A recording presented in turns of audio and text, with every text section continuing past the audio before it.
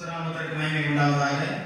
இந்த வாரத்திலும் கூட நாம் மீண்டுமாக தேவ சன்னிதானத்திலே கூடி வந்து தேவனை ஆராதிக்கும்படியாக அமர்ந்திருக்கிறோம். கர்த்தர் நம்மை ஆசீர்வதிக்கும்படியாக, இந்த ஆராதனை ஆசீர்வாதமாக இருக்கும்படியாக, இந்த வாரத்திலே நம்முடைய குடும்பங்கள் செழிப்பாக இருக்கும்படியாக நாம் சேர்ந்து இப்பொழுது நாம் ஆராதிக்க போகிறோம். ஆராதனைக்கு முன்பாக ஒரு சிறிய ஜெபத்தை நான் எடுக்கிறேன். எங்களை நேசிக்கிறதான அருமையான பிதாவை நன்றியோடு நாங்கள் துதிக்கிறோம். இந்த நாளிலும் மீண்டுமாக உடைய சன்னிதானத்திலே வர அடியார்களுக்கு கிருபை தந்தபடியான ஸ்தோத்திரம். நீர் செய்கிற சகல விதமான உபகாரங்களுக்காக நாங்கள் உமக்கு நன்றி தெரிவிக்கிறோம். இந்த ஆராதனையும் கூட நீர் ஆசீர்வதித்து தரும்படியாக நாங்கள் மன்றாடுகிறோம். கர்த்தாவே, வசனத்தை நாங்கள் கேட்கவும், வசனம் எங்களை உயிர்ப்பிக்கவும், நாங்கள் ஆண்டவரை ஆசீர்வதிக்கப்படவும் எங்களுக்கு உதவி புரிந்திருந்தபடியை நாங்கள் ஜெபிக்கிறோம். எந்த பாரத்தோடு, எந்த துக்கத்தோடு ஆண்டவரே உங்களுடைய சன்னிதானத்தில் உட்கார்ந்திருக்கிறார்களோ அவருடைய பாரங்கள் நீக்கப்படவும், உங்களுடைய துக்கங்கள் அகற்றப்படவும், சந்தோஷமும் சமாதானமும் உங்களுடைய வாழ்க்கையில் இப்பொழுது உண்டாகவும் கர்த்தரை அனுகிரகம் பண்ணபடியாக ஜெபிக்கிறோம். இந்த நேரத்தை உங்களுடைய சமூகத்தில் வைக்கிறோம். நீரே ஆண்டவரை இதை ஆசீர்வதித்து பரிசுத்தப்படுத்தித்தார். மீட்பர் இயேசு கிறிஸ்து மூலம் ஜெபிக்கிறோம் எங்கள் ஜீவனுள்ள நல்ல பிதாவே, ஆமென். நம்ம ஒரு பாடலை பாடப் போகிறோம்.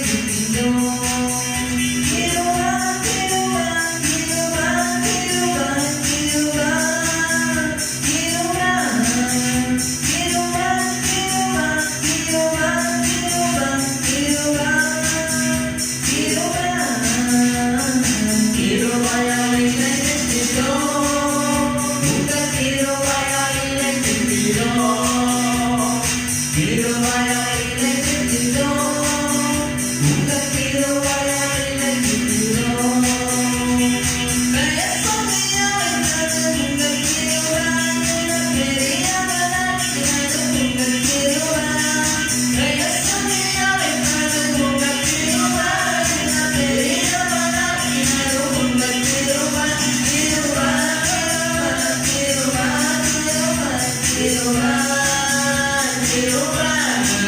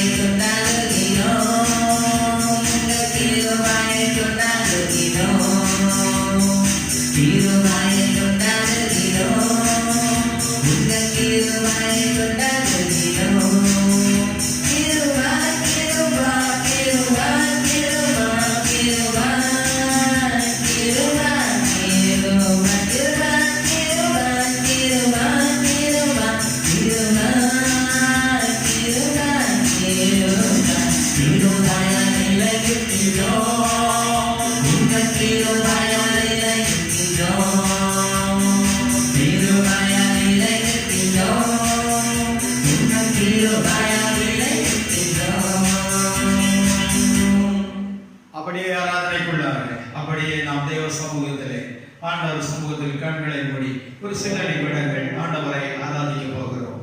ஆமென். ஸ்தோத்திரங்கள் தாவே. நமக்கென்று ஒருவர் இருக்கிறார் என்பதை நீங்கள் அறிந்திருக்கிறீர்கள். யார் நம்மை கைவிட்டாலும் அவர் நம்மை கைவிடுவதில்லை. யோசுவாவை பார்த்து ஆண்டவர் சொன்னார், நான் உன்னை விட்டு விலகுவதும் இல்லை, உன்னை கைவிடுவதும் இல்லை என்று சொன்னார். காரணம், இதுவரைக்கு மோசையோடு கூட தன்னுடைய வழி பிரயாணத்தை நடத்தி வந்தார். இப்பொழுது மோசையும் இல்லை, ஆர்வம் இல்லை, எல்லா வேலையும் இவன் பொறுப்பெடுக்க வேண்டி இருக்குது. கர்த்தர் சொன்னார், நான் உன்னை விட்டு விலகுவதும் இல்லை, நான் உன்னை கைவிடுவதும் இல்லை. நான் மோசையோடு கூட இருந்தது போல நான் உன்னோடு கூட இருப்பேன் என்று அவளை கர்த்தர் தைரியப்படுத்தினார். அதே தேவன் இன்றைக்கு நம்மோடு கூட ஹalleluya ஜீவிக்கிறவராய் இருக்கிறார். ஹalleluya praise the Lord. ஸ்தோத்திரம் ஆண்டவரே, ஸ்தோத்திரம் ஆண்டவரே, ஸ்தோத்திரம். நமக்கு உலகத்திலே மனிதர்கள் இல்லாமல் போகலாம், மனிதர்கள் எல்லாரும் நமக்கு சத்துருக்களாய் மாறலாம். ஆனால் நம்மை மாறாது சிநேகிக்கிறதான, அன்பு கூறுகிறதான, என்றும் நம்மை அரவணைக்கிறதான ஒரு ஆண்டவர் இருக்கிறதா. அவர்தான் இயேசு, அவர்தான் இயேசு. ஹalleluya praise the Lord, praise the Lord. ஸ்தோத்திரம், ஸ்தோத்திரம். கவலை என்னில் பெருகும் போது கலங்கி போகின்றேன், வெளியில் சொல்ல முடியாமல் எனக்குள் அழுகின்றேன். கவலை என்னில் பெருகும் போது கலங்கி போகின்றேன், வெளியில் சொல்ல முடியாமல் எனக்குள் அழுகின்றேன்.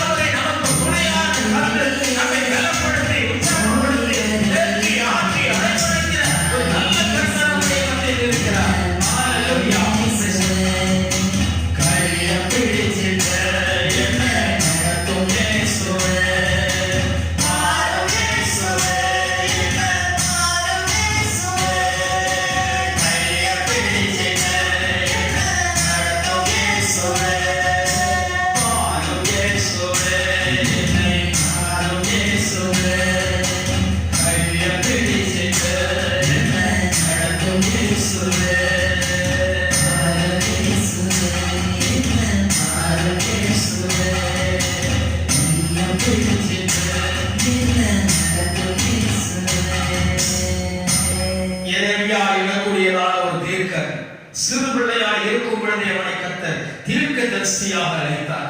ஆண்டவரே, நான் சிறுபிள்ளையாக இருக்கிறேன் என்று அவன் அப்படியே ஆண்டவர் சமூகத்திலே சொன்னார். ஆண்டவர் சொன்னார், நீ சிறுபிள்ளை என்று சொல்லாதே, உன்னை காக்கும்படிக்கு நான் உன்னுடனே கூட இருக்கிறேன் என்று சொல்லி எரேமியாவுக்கு உறுதுணையாய் நின்றவர் நம்முடைய ஆண்டவர். நீ சிறுபிள்ளையாய் இருக்கிறேன் என்று நினையாதே, உன்னை கொண்டு கர்த்தர் பெரிய காரியங்களை செய்வார். ஹல்லேலூயா. உன்னை கொண்டு சேவைகளுக்குள்ளாக பாயும்படி செய்வார். ஆமென். உன்னை மகிமை தாண்டும்படி செய்வார்.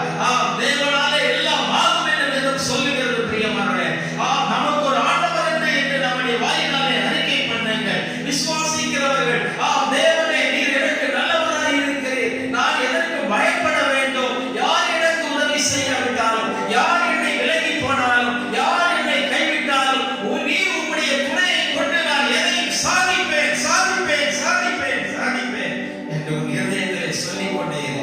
என் ஆத்துமாவே நீயே கலங்குகிறார், என் ஆத்துமாவே நீயே உணர்வுகள் தேங்குகிறார், கர்த்தர் உனக்காக யாவையும் செய்து முடிப்பார் என்று சொல்லி தாவீது தன்னுடைய இருதயத்தை தேற்றிக் கொண்டது போல கர்த்தர் ஒருவர் இருக்கிறார் என்கிற நிச்சயம் உடையவர்களாக நாம் தேவ சமூகத்திலே ஆராதனை செய்து கொண்டிருப்போம். Hallelujah. Praise the lord. Praise the lord. ஸ்தோத்திரம் ஆண்டவரே, ஸ்தோத்திரம் ஆண்டவரே, ஸ்தோத்திரம் ஸ்தோத்திரம். Praise the lord. ஸ்தோத்திரம் கர்த்தாவே. ஆமென். ஸ்தோத்திரம் ஆண்டவரே, ஸ்தோத்திரம் ஆண்டவரே, ஸ்தோத்திரம் ஸ்தோத்திரம் ஸ்தோத்திரம். உம்மை நம்பியே நானும் வாழ்கிறேன், உம்மை தேடியே நானும் வருகிறேன். மாறும் இயேசுவே, என்னை மாறும் இயேசுவே, கையை பிடிச்சிட்டு என்னை நடத்தும் இயேசுவே. மாறும் இயேசுவே, என்னை மாறும் இயேசுவே, கையை பிடிச்சிட்டு என்னை நடத்தும் இயேசுவே. கைகளை தட்டி தேவனை ஆராதிப்போம். Price the lord, praise the lord, praise the lord, praise the lord, praise the Lord. எங்களை நேசிக்கிறதான அருமையான பிதாவே, கர்த்தாவே, ஆண்டவரே, உலகத்திலே எங்களுக்கு துணையில் நாங்கள் நினைக்கிற போதெல்லாம் ஆண்டவரே, சங்கீதக்காரர் சொல்லுகிற அந்த 91ஆம் சங்கீதத்தை நாங்கள் நினைவு கூறுகிறோம். நீர் என் துருகம், என் கேடகம், என் கோட்டை, என் நம்பிக்கைக்குரிய தேவன் என்று சொல்லி ஆண்டவரை உம்முடைய அடைக்கலமாய்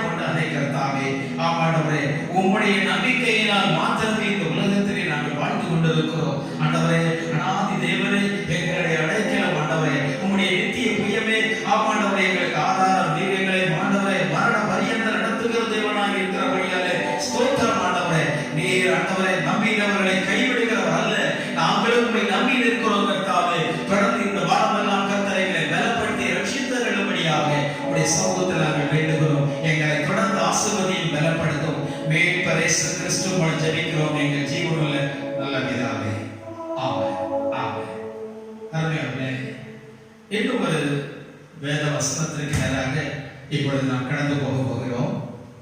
நீங்கள் 2 ராஜாக்களின் புத்தகம் 12வது அதிகாரம் 2வது வசனம். 2 ராஜாக்களின் புத்தகம் 12வது அதிகாரம் 2வது வசனம். ஆசாரியனாகிய யோய்தாவின் நாட்களிலே அந்த யோவாஸ் எனக்குரியதான ராஜா அவன் ஆசீர்வதிக்கப்பட்டவனாய் இருந்தான் என்று வேதம் சொல்லுகிறது. அவன் கர்த்தருடைய பார்வைக்கு செம்மையானதை செய்யும்படியாக ஆசாரியனாகிய யோய்தா அவனுக்கு போதனம் பண்ணினான். அவன் போதனம் பண்ணின நாட்களில் எல்லாம் கூட அவன் கர்த்தருடைய பார்வைக்கு செம்மையானதை செய்தான். அவன் அருமையானவர்களே, கர்த்தருடைய பார்வைக்கு செம்மையானதை செய்தால் நம்முடைய வாழ்க்கையில் என்ன நடக்கும்?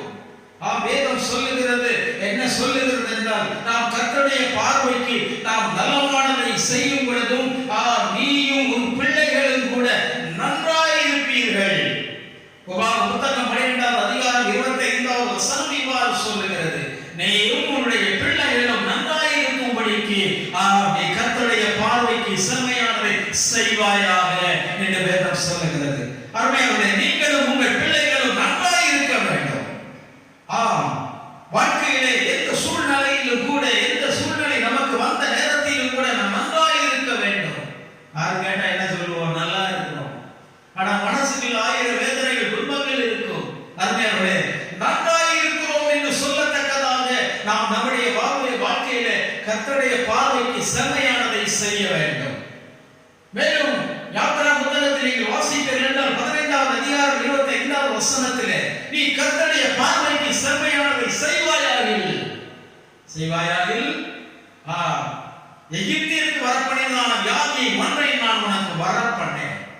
கொள்ள நோயில இன்னைக்கு ஜனங்கள் எல்லாம் பாதிக்கப்பட்டு இருக்காங்க. கர்த்தருடைய பார்வைக்கு செம்மையானதை செய்வாயாகில் எகிப்திற்கு வருகிறதான வியாதியை ஒன்றையும் நான் உன்னிலே வரப்பண்ணேன். நானே பரிகாரியாகிய கர்த்தர் என்று ஆண்டவர் அந்த நாட்களிலே இஸ்ரவேல் ஜனங்களை, தன்னை நம்பி வந்த ஜனங்களுக்கு ஆறுதலான வாக்குத்தத்தங்களை கொடுத்ததாக இந்த வேத புத்தகம் சொல்லுகிறது. அருமையானவர்களே, இந்த யோவாஸ் எனக்குரியதான ஒரு ராஜாவை பற்றி நாம் சற்று சிந்திக்க போகிறோம். அந்த நாட்களிலே ஒரு பெரிய கலவரம் உள்ளது. அதாவது அவருடைய தகப்பனார் அகசியா இருந்த நாட்களிலே என்ன நடந்தது என்றால், அதாலியா எனக்குரியதான ஒரு பெண்மணி எழும்பி தேசத்திலே உள்ளதான அரசாங்கத்தை தன் வசப்படுத்தும்படியாக அங்கே உள்ளதான அரசாங்கத்தில் இளவரசர்களாக இருக்கிற ஒவ்வொருவரையும் கொன்று போடும்படியாக அவள் இறங்குகிறாள், களத்திலே இறங்குகிறாள். இவள் யார் என்றால், ஆகாவுக்கும் இசபேலுக்கும் பிறந்ததான ஒரு பெண் பிள்ளை, பாகால் வழிபாட்டுக்காரி. அருமையானவர்களே, எப்படியாவது கூட நானும் கூட இந்த தேசத்திலே ஆளுகை செய்ய வேண்டும் என்கிறதான ஒரு ஆணவத்தோடு, ஒரு அகங்காரத்தோடு கூட ராஜகுமாரர்களை கொண்டு குவித்த வேளையிலே யோசேபால் எனக்குரியதான ஒரு பெண்மணி என்ன செய்றாங்க? களவாய் எடுத்துக்கொண்டு பள்ளி அறையிலே அந்த பிள்ளையை கொண்டு ஒழித்து வைக்கிறார், காப்பாற்றப்படுகிறார். அருமையானவர்களே, என்ன நடக்கிறது, என்ன நடந்து கொண்டிருக்கிறது, எதையும் அவன் சிந்திக்க முடியாத சூழ்நிலை. அருமையானவர்களே, நாம் குழந்தையாய் இருக்கும் பொழுதே கர்த்தர் நம்மை தத்தெடுக்கிறார், நம்மை தூக்கி எடுக்கிறார். தன்னை தெரிந்து கொள்ளும்படியாக தேவன் முன்குறித்தார். அருமையானவர்களே, அந்த தேவனுடைய பாதத்திலே இன்னைக்கு நாம் உயிரோடு இருக்கிறோம் என்றால் ஆண்டவருடைய கிருபை. அருமையானவர்களே, ஒரு ராஜா உயிரோடு இருக்க வேண்டும் என்றால் உலக ராஜ்யம் அதற்கு சம்மதிப்பதில்லை. இயேசு உலகத்திலே ராஜாவாக பிறந்திருக்கிறார் என்று கேள்விப்பட்ட நேரத்திலே ஏரோதின் நாட்களிலே என்ன நடந்தது? அருமையானவர்களே, சிறு பிள்ளைகள் 2 வயதுக்கு உட்பட்ட ஆண் பிள்ளைகளை எல்லாம் கூட கொண்டு போடும்படியாக கட்டளை பிறப்பித்தார்.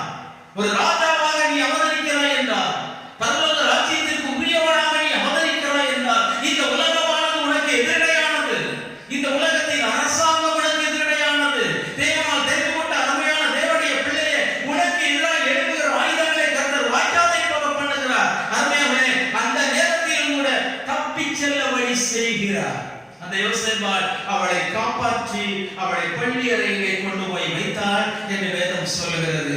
இவளுக்கு மூத்த அண்ணன்மார் எல்லாம் கூட வெட்டுண்டு கொலையுண்டு அவர்கள் மரிக்கிறார்கள். ஆனால் சிறு குழந்தையாய் இருந்ததான இந்த யோவாசுக்கு கர்த்தருடைய கண்களிலே கிருபை கிடைத்தது என்று சொல்லலாம்.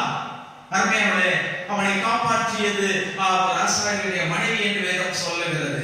அருமையானவர்களே, நம்மை கூட சிறு குழந்தை முதற்கொண்டு நம்மை தெரிந்தெடுத்து நம்மை காப்பாற்றுகிறார்.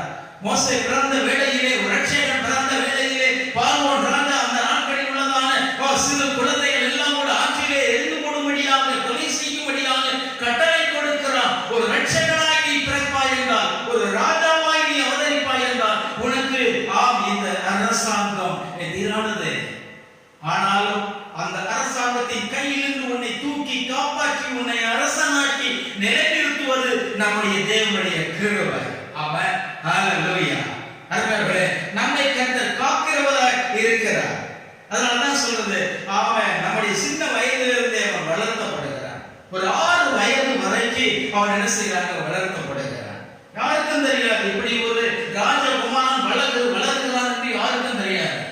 கொஞ்ச காலத்திற்கு பின்பாக அவன் அந்த ஆலயத்திலே கொண்டு வைத்து அவனை பாதுகாக்கிறான் ஆசாரியனாகிய யோய்தா. அவனுக்கு போதனை சிறு வயது முதற்கொண்டு போதனைகளை சொல்லி கொடுத்து அவனை வளர்த்துகிறார்.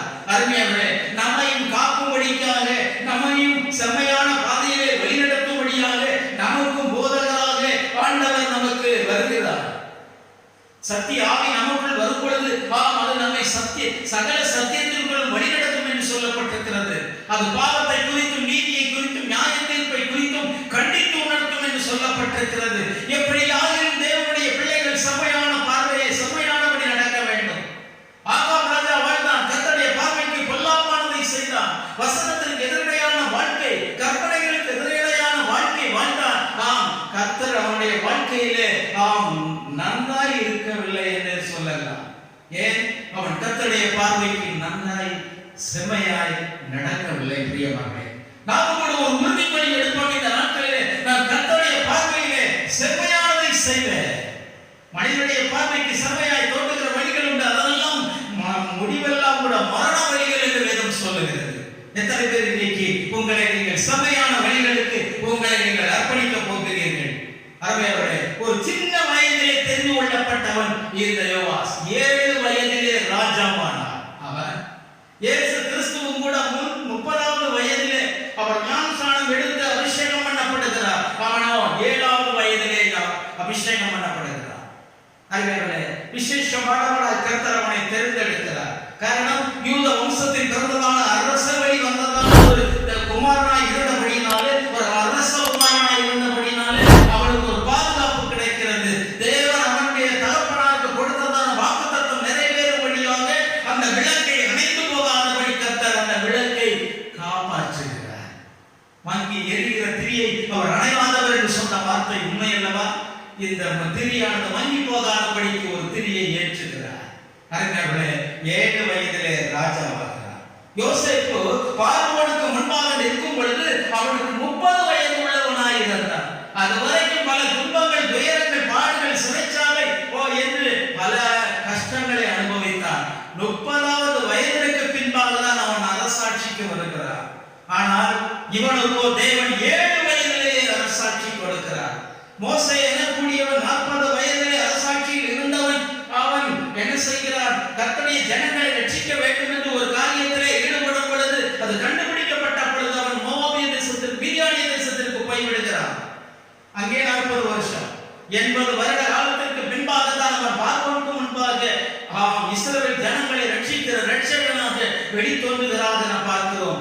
7 வயதிலே கர்த்தர் உனக்கு ஒரு வாய்ப்பை தருகிறார். அருமையானவர்களே, பிரியமானவர்களே, நமக்கு ஒரு பெரிய வாய்ப்பு கிடைத்திருக்கிறது. எத்தனை பேருக்கு கிடைக்காத வாய்ப்புகள் இன்னைக்கு தேவன் நமக்கு தருகிறார். அருமையானவர்களே, நான் கர்த்தருடைய பார்வைக்கு செம்மையானதை என்ன செய்ய வேண்டும்? செய்ய வேண்டும். யோகிதா எனக்கூடியதான ஆசாரியன் என்ன செய்கிறாங்க? அவருடைய 7ஆம் வயதிலே அவனுடைய ராஜ்யபாரத்திலே ராஜாவாக கிரீடம் சூட்டுகிறார். அப்பொழுது அத்தாலியால் எனக்கூடியதான அந்த துரோகம் செய்ததான அந்த பெண் என்ன செய்யப்படுறாங்க? கொலை செய்யப்படுகிறார். அதற்கு பின்பாக இவருடைய ராஜ்யம், இந்த ராஜ்யத்திலே கர்த்தருடைய பார்வைக்கு செம்மையானதை செய்தார். அருமையானவர்களே, வேதம் என்ன சொல்லுகிறது? ஆலயத்தின் மேலே முழு ஆத்துமாவோடும் முழு இருதயத்தோடும் முழு பலத்தோடும் கூட அவன் அன்பு கூர்ந்தார். ஆலயத்தை பழுது பார்த்து கட்டினான் என்று பார்க்கிறோம். லேவியர்களை உற்சாகப்படுத்தினான், ஆசாரியர்களை உற்சாகப்படுத்தினான். தேவனுடைய ஆலயம் மகிமைப்படுகிறது. பிரியமானவர்களே, உன்னுடைய நாட்களிலே தேவனுடைய நாம மகிமைப்படும்படியாக தான் கர்த்தர் உன்னை பாதுகாத்திருக்கிறார். ஆபத்துகள் வந்த நேரத்திலே, விபத்துகள் வந்த நேரத்திலே, நோய் வந்த நேரத்திலே, ஆக்சிடென்ட் வந்த நேரத்திலே கர்த்தர் உன்னை உயிரோடு காப்பாற்றி இருக்கிறார். எதற்காக என்றால் நீ ஆலயத்திற்கு உதவி செய்ய வேண்டும் என்கிற ஒரு நோக்கிலே. எஸ்தர் எனக்கூடியதான ஒரு பெண்மணி சிறு வயதிலே தாய் தந்தையை இழக்கிறார். அவன் அண்ணன் எனக்கூடியதான ஒரு மொத்தகாய் அவனை காப்பாற்றி வளர்த்துகிறான். கர்த்தர் அவனை அரசியாக்குகிறார். எதற்காக? யூதருக்கு ரட்சிப்பு இவள் மூலமாய் வர வேண்டும் என்பதற்காக. அருமையானவர்களே, உன் நிமித்தமாக இந்த ஊழியர்கள் மகிமைப்படைய வேண்டும். ஆசாரியர்கள் உற்சாகப்பட வேண்டும். லேவியர் கைவிடப்படாமல் இருக்க வேண்டும். இன்னைக்கு லேவியரை மறந்த ஊழியர்கள் எத்தனையோ விசுவாசிகள் அலைகிறார்கள். தங்களுக்கு சாதகமாக இருக்கிற ஊழியர்களை தேடி போகிறார்கள். அதனால ஊழியர்கள் பட்டினியும் பசியுமாய் இருக்கிற எத்தனையோ குடும்பங்கள் இன்னைக்கு இருக்கின்றன. கர்த்தர் உன்னை உயிரோடு காப்பாற்றினது எதற்காக என்பதை நீ சிந்தித்து பார்.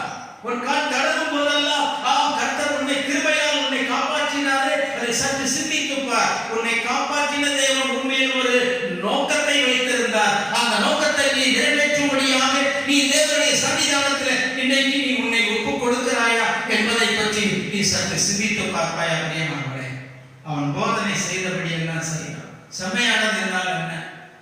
ரத்தத்தை புசிக்க கூடாதுன்னா புசிக்க மாட்டான். ஆமாங்க, குடல் இல்ல மூளையை யூஸ் பண்ணக்கூடாது, தலை யூஸ் பண்ணக்கூடாதுன்னா யூஸ் பண்ணாம. நியாயப்பிரமாணத்தில் என்ன கட்டளை?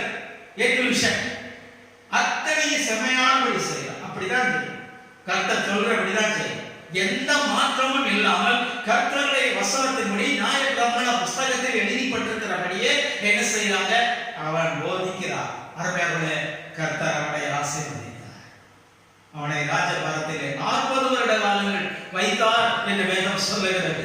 அருமையானவர்களே, சவுல் எனக்கூடிய ஒரு ராஜாவுக்கு ஒரு போதகம் பண்ணபடியாக சாமுவேல் எனக்கூடிய ஒரு மனிதன் இருந்தார்.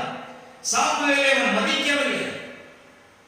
சாமுவேலின் வஸ்திரங்களை பிடித்து இழுத்து நீரும் நான் செய்ய ஆராதனைக்கு என்னோடு கூட வாரும் என்று அவனை வலுக்கட்டாயப்படுத்துகிறான். மரியாதை கொடுக்கவில்லை. அருமையானவர்களே, அவன் மேல் கோபமாகிறார். தேவனும் அவன் மேல் கோபமானார். தேவனுக்கு கீழ்ப்படியாத ஒரு மனிதனாக, தேவன் அவனை தெரிந்து கொண்ட நோக்கத்தை நிறைவேற்றாத ஒரு மனிதனாக, கர்த்தருடைய பார்வைக்கு பொல்லாததை செய்யக்கூடிய மனிதனாய் சவுல் மாறினார்.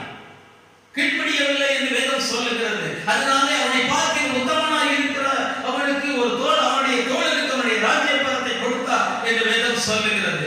அதற்கு பின்பாக இந்த வார்த்தை வந்த பின்பாக சாமுவேலை சந்திக்க சவுல் போனதில்லை. பிரியமானவர்களே, போதகரை அநேகர் மதிப்பதில்லை. தங்களுடைய பெரியவர்களை அநேகர் மதிப்பதில்லை. துச்சமாய் நினைக்கிறார்கள். அருமையானவர்களே, அவர்களை போதனைப்படி செய்து பார்க்கும் வாழ்க்கையிலே வெற்றி கிடைக்கும். அதற்காகவே கர்த்தர் உனக்கு தந்திருக்கிறார்கள் அவர்களை. அருமையானவர்களே, அந்த போதனைகளை சொல்லி கேட்க வேண்டும் என்பது தேவனுடைய திட்டம். சவுல் கேளாது போனார். தன்னுடைய வாழ்க்கையிலே பெரிய நஷ்டத்தை உண்டாக்கி கொண்டார்.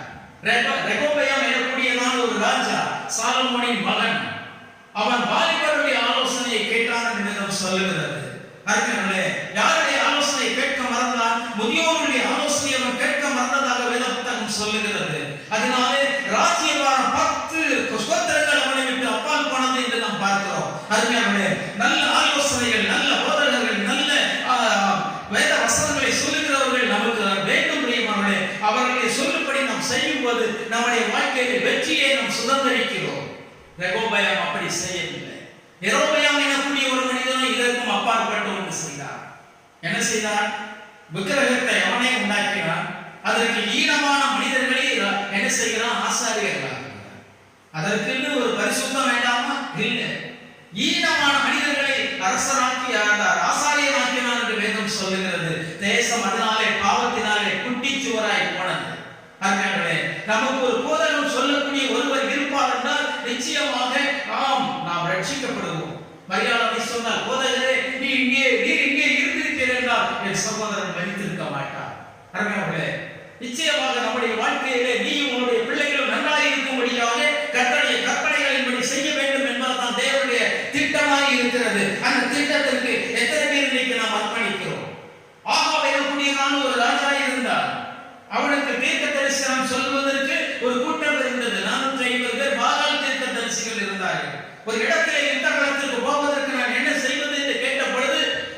அந்த தீர்க்கதரிசிகள் ஒருமித்து ஒரு கருத்தை சொன்னார்கள். ஆமையவர்களே, என்ன கருத்து? நீ சீரியரை இரும்பு பூமியினாலே முட்டி போடுவேன் என்று சொன்னார்கள்.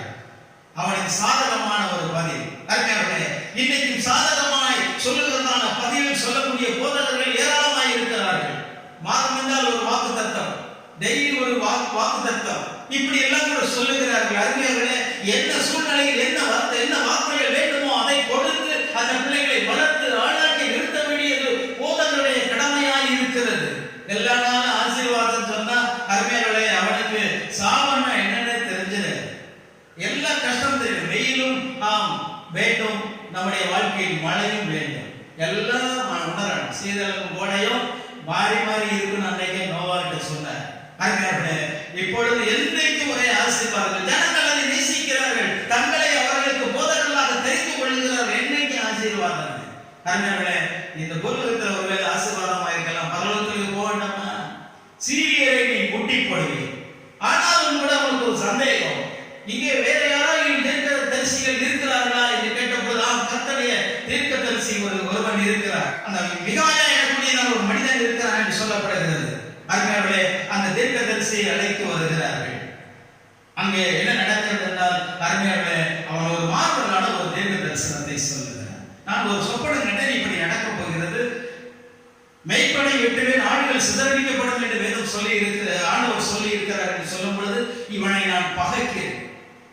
என்னைக்கு என்னை இப்படிதான் சொல்லுவான், நல்ல வார்த்தையே சொல்ல மாட்டான் அப்படின்னு சொல்லி என்ன செய்றாங்க, அவன் மேல என்ன செய்றாங்க, கோபம் கொள்ளுகிறார்கள். அருமையானவர்களே, இன்றைக்கும் சத்தியத்தை சொல்லுகிறவர்களை அநேகர் நேசிப்பதில்லை. சத்துவத்தை சொல்லுவதனாலே நான் சத்துருவானோ என்று பவுல் வருந்துகிறார். அருமையானவர்களே, நமக்கு எந்த நேரத்திலும் எந்த ஆலோசனையும் தைரியமாய் சொல்லக்கூடிய ஒரு போதகர் வேண்டும். நாத்தான் இருந்தான், ஆலயத்தை கட்ட வேண்டும் என்று விரும்பினான், கட்டுமையை சொல்லிவிட்டு போய்விட்டான். கட்ட சொன்னா அவன் கட்ட வேண்டாம், பிள்ளை கட்டுவான, நீ கட்ட வேண்டாம், பிள்ளை கட்டுவானான்னு சொல்லிட்டு போன உள்ளதை அப்படியே சொல்றான். அதான் ராமேஷ், அதாங்க தீர்க்க தரிசனம். அவன் சொல்லி முடிச்சுட்டு போறான். அவன் ஒரு பாவத்தில் விழுந்தான், அவன் ஒரு கதையை சொல்லி அவன் வாழ்க்கையை பேக் பண்றான். அருமையானவர்களே, இப்படி சத்தியத்தை சொல்லக்கூடிய போதகர்கள் நமக்கு வேணும். இவன் கர்த்தருடைய பார்வையில என்ன செய்கிறாங்க, எப்படி செய்யறான் அப்படின்னா செம்மையானதை செய்கிறார். இதனால கர்த்தர் அவனையும் அவனுடைய பிள்ளைகளையும் ஆசீர்வதிக்க திட்டம் பண்ணியிருந்தார். ஆனால் கொஞ்ச நாட்களிலே அந்த யோய்தாம் மரிக்கிறார். 40 ஆண்டு காலத்திலே அவர் என்ன செய்கிறார், மரிக்கிறார். அதற்கு பின்பாக யூதாவின் மூப்பர்கள் அவருடைய பக்கத்திலே வந்து என்ன செய்தாங்க, வழிபட்டார்கள், வணங்கினார்கள். அவன் அவருடைய ஆலோசனையின்படியே பாகால் பீடங்களை கட்ட ஆரம்பித்தான். கர்த்தர் ஒரு தீர்க்கதரிசியை எழுப்பினார். அந்த யோய்தாவின் மகனாகிய சக்கரியா எனக்கூடிய ஒரு தீர்க்கதரிசியை எழுப்பினார். அந்த மகன் தீர்க்க தரிசனம் உரைத்தார். நீ கர்த்தரை விட்டுவிட்டால் கர்த்தர் உன்னை கைவிடுவார் என்றார். உடனடியாக ராஜாவின் கற்பனையின்படி அவனை கல்லெறிந்து கொள்ளும்படியாக அவன் கட்டளை கொடுக்கிறார்கள். அவன் சாகிறார். அருமையானவர்களே, காலம் கடந்த பின்பாக சிறிது நாட்களிலே வேறொரு ராஜாவினாலே அவன் தண்டிக்கப்பட்டான் என்று வேத புத்தகம் சொல்லுகிறது. செம்மையாய் இருந்த நாட்கள் வரைக்கும் அவனுடைய வாழ்க்கை ஆசீர்வாதமாய் இருந்தது.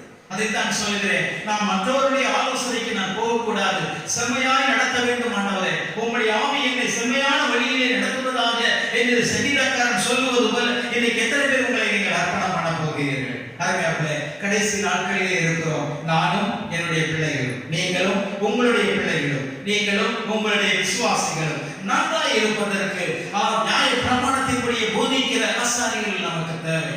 அந்த நாட்களில் ஆசாரியர்கள், இந்த நாட்களிலே கர்த்தரால் தெரிந்து கொள்ளப்பட்ட அபிஷேகம் பண்ணப்பட்டதான கர்த்தருடைய வருகை பற்றிய தரிசனமுடைய ஊழியக்காரர்கள் நமக்கு தேவை.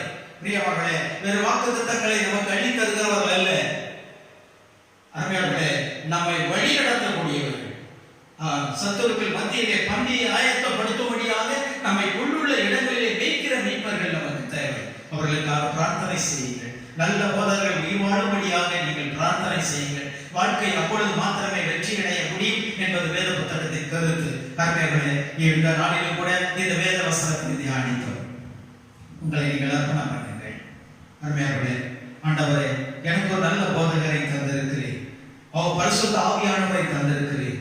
மரண தருவாயிலே காப்பாற்றி என்னை இம்மட்டுமாக ஒரு ராஜாவாக நிலைநிறுத்தி உலக செல்வங்களை என் கையிலே தந்திருக்கிறேன். ஆண்டவரே, நான் எதற்காக ஜீவிக்க வேண்டும், எப்படி வாழ வேண்டும், ஆமாண்டவரே எனக்கு நீ உதவி செய்யும் என்று நீங்கள் ஆண்டவர் சமூகத்தில் அர்ப்பணி பண்ணுவீர்களா? கர்த்தர் உங்களை கொண்டு ஒரு நோக்கத்தை வைத்திருக்கிறார். அது உங்கள் கண்களுக்கு மறைவாய் இருக்கலாம். நிச்சயமாய் அதை ஒரு நாளிலே கர்த்தர் வெளிப்படுத்தும் பொழுது அதை நீ செய்யத்தக்கவர்களுக்கு செய்யாமல் இராதே. நிச்சயமாக அதற்காகவே உன்னை கர்த்தர் ராஜாவாக அபிஷேகம் பண்ணியிருக்கிறார். கண்களை மூடி ஜெபிக்க போகிறோம். எங்களை நேசிக்கிறதான அருமையான பிதாவே, நன்றி கொண்ட இதயத்தோடு நாங்கள் துதிக்கிறோம், ஜெபிக்கிறோம். கர்த்தாவே தேவரே, ஆண்டவரே, அன்னைக்கு யோவாஸ் எனக்கூடியதான ஒரு தாவே ஒரு அரச குமாரனை நீர் காப்பாற்றி அவன் மேல் தயை வைத்து அவனை ஆளாக்கி வளர்த்தி அரசனாக்கி செல்வங்களை அவன் கையில் கொடுத்து ஜனங்களை அவன் கையிலே கொடுத்து ஆமாண்டவர் அவனை மேன்மைப்படுத்தினீர் கர்த்தாவே. ஆமாண்டவரே, அவன் யோகிதா இருந்த நாட்கள் எல்லாம் கர்த்தருடைய பார்வைக்கு செம்மையானதை செய்தான் என்று வேத புத்தகம் சொல்லுகிறது. அப்படியே அவன் செய்த நாட்களிலே நன்றாக இருந்ததாகவும் வேதம் சொல்லுகிறது. அப்படியே இந்த நாட்களிலும் கூட ஆண்டவரே, கர்த்தருடைய உண்மையான ஊழியக்காரர்கள் சொல்லுகிற வசனத்தின்படி நான் எங்கள் வாழ்க்கையை அமைத்துக் கொண்டு நாங்களும் எங்கள் பிள்ளைகளும் நன்றாக இருக்கும்படியாக நீர் எங்களுக்கு உதவி செய்தாவே. கர்த்தருடைய பார்வைக்கு நீ செம்மையானதை செய்வாயாக. எகிப்திற்கு வருகிறதான வியாதி ஒன்றை நான் உங்களிலே வரப்பண்ணேன் என்று இஸ்ரவேலுக்கு வாக்கு கொடுத்தது போல ஆண்டவரே, கொடிய வியாதிகள் துன்பங்கள் ஒன்றும் எங்கள் பிள்ளைகள், எங்கள் சந்ததிகள், எங்கள் விசுவாசிகள் உண்மை ஆராதிக்கிற மக்களுக்கு வராதிருப்பதாக கர்த்தாவே நீர் அவர்களை பாதுகாத்துக் கொள்ளும்படியாக நாங்கள் ஜெபிக்கிறோம். கர்த்தாவே, கர்த்தருடைய வசனம் எங்கள் கால்களுக்கு தீப பாதைக்கு வெளிச்சம் என்று சொல்லுகிறது. ஆண்டவரே, அந்த வெளிச்சத்திற்காக நாங்கள் இருக்கிறோம். கர்த்தாவே, எங்களை வழிநடத்தும் ஆண்டவரே. ஆமாண்டவரே, கர்த்தாவே, யோவாஸ் தன்னுடைய கடைசி நாட்களிலே கர்த்தரை விட்டு விலகினதாக பார்க்கிறோம். ஆமாண்டவரே, நாங்கள் மரண வரையும் உண்மையாக இருப்போம் என்று நாங்கள் முடிவெடுத்திருக்கிறோம். ஆமாண்டவரே, ஜீவ கிரீடம் எங்களுக்கு தருவீர் என்ற நம்பிக்கையோடு இருக்கிறோம். கர்த்தாவே, தொடர்ந்து எங்களை ஆசீர்வதி. வசனத்தை கேட்ட ஒவ்வொரு மேலும் கூட கர்த்தரை ஆசீர்வாதம் என்னென்னைக்கும் இறங்குவதாக. தேவன் அவர்களை நன்மையால் நிரப்புவீராக. மீட்பர் இயேசு கிறிஸ்து மூலம் ஜெபிக்கிறோம் எங்கள் ஜீவனுள்ள நல்ல பிதாவே. ஆமென், ஆமென். கர்த்தர் தாமே இந்த நாளிலும் கூட நம்மை கூட்டி சேர்த்தார். கர்த்தருக்கு கைத்தட்டு கொடுத்து கர்த்தரை மேன்மைப்படுத்துவோமா? Praise the lord, praise the lord, praise the lord, praise the lord, praise the lord. சேர்ந்து சொல்லுவோம். என் ஆத்துமாவே கர்த்தரை ஸ்தோத்திரி, என் முழு உள்ளமே அவருடைய பரிசுத்த நாமத்தை ஸ்தோத்திரி. என் ஆத்துமாவே கர்த்தரை ஸ்தோத்திரி, கர்த்தர் செய்த சகல உபகாரங்களை மறவாதே. ஆமென். நம்முடைய கர்த்தராகிய இயேசு கிறிஸ்துவின் கிருபையும் பிதாவாகிய தேவனுடைய அன்பும் பரிசுத்த ஆவியானவருடைய ஐக்கியமும் அன்யோன்யமும் விசேஷமாய் வேத வசனத்தை இன்னைக்கு கேட்ட உங்கள் யாவர் மேலும் கூட சதாகாலமும் ஆசீர்வாதமாய் இருப்பதாக. ஆமென், ஆமென். God bless you. எல்லாருக்கும் நன்றி.